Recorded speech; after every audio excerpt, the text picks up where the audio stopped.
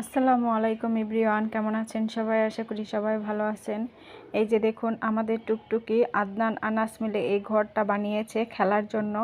ছোটবেলায় আমরা কি করতাম জানেন? স্পেশালি রোজার মাসটায় এরকম ঘর বানাতাম। আমরা বানাতাম হচ্ছে কলা গাছের যে পাতা থাকে ওই পাতা দিয়ে। সারা দিন খেলাধুলা করতাম, কারণ যেন রোজা থাকতাম তো ছোটবেলা থেকেই। ওই সারা দিনটা যেন খুব তাড়াতাড়ি কেটে যায়, এজন্য সারা দিন আমরা খেলাধুলা করতাম। ওদের এই খেলা দেখে আমারও ছোটোবেলার কথা মনে পড়ে গেল।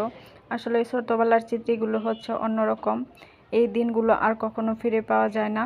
এই বাচ্চা কাচ্চাগুলোকে দেখেন সারা দিন শুধু মোবাইল নিয়ে থাকে, এজন্য ওদের জন্য এই খেলার ব্যবস্থা করা হয়েছে।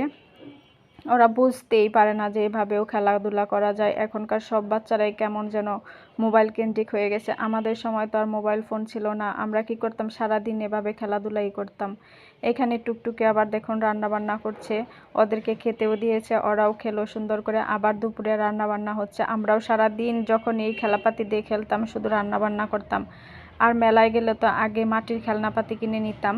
আমরা যে টাকা বানাতাম কি দিয়ে জানেন? সেগুলো হচ্ছে কাঁঠাল গাছের যে পাতা থাকে সেই পাতা দিয়ে। আর এইখানে আনাজ করছে হচ্ছে আপনার আম পাতা দিয়ে। এদিকে আবার আদনান আমাদের গাছ থেকে সিম ছিঁড়ে নিল, টুকটুকিকে দিচ্ছে সেগুলো রান্না করার জন্য। এখানে টুকটুকি হয়েছে ওদের মা, খালাতো মাই হয়। আর আদনান আনাস হচ্ছে ওর ছেলে। তো মাকে সবজি কিনে এনে দিল ওরা। আবার টুকটুকি সব সবজিগুলো কেটে নিয়েছে, এগুলো এখন রান্না করবে। এই মাটির খেলনাপাতিগুলো কিন্তু হাঁড়ি পাতিল তো মাটিরও তো পাওয়া যায় এখন, আর মাটির তেমন একটা দেখা যায় না, এখন সব হয়ে গেছে এরকম প্লাস্টিকের। এখানে টুকটুকি রান্না বান্না করছিল। আমরাও ছোটোবেলায় যে কত কিছু রান্না করতাম। এখানে আমার গাছ থেকে আবার ফুল নিয়ে আসছে, এই ফুলগুলোকে ওরা ভাজি করছিল। দেখে তো ভালোই লাগছিল। আবার যদি ছোটোবেলায় ফিরে যেতে পারতাম। কেন যে বড় হলাম, এখন আর বড়বেলাটা ভালো লাগে না, মনে হয় যে ছোটোবেলায় চলে যাই, সেই স্কুল জীবনে চলে যাই, কিন্তু এটা তো আর সম্ভব না। এখানে দেখুন আবার ধান দিয়ে ও ভাত রান্না করছে। এটা দেখে তো অনেক হাসি পাচ্ছিল।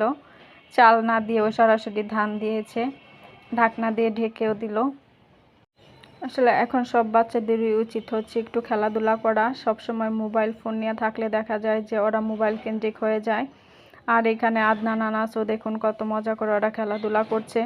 ওরাও তো ঢাকায় বন্দি থাকে, দেশ গ্রামে আসলে দেখা যায় যে একটু খেলাধুলা করতে পারে। তাছাড়া তো ওরা ওইরকমভাবে কখনোই খেলাধুলা করতে পারে না। ওই বাসায় স্কুল টু বাসা, বাসা টু স্কুল, আর মোবাইল ফোন এইসবেই আসক্ত হয়ে যায়।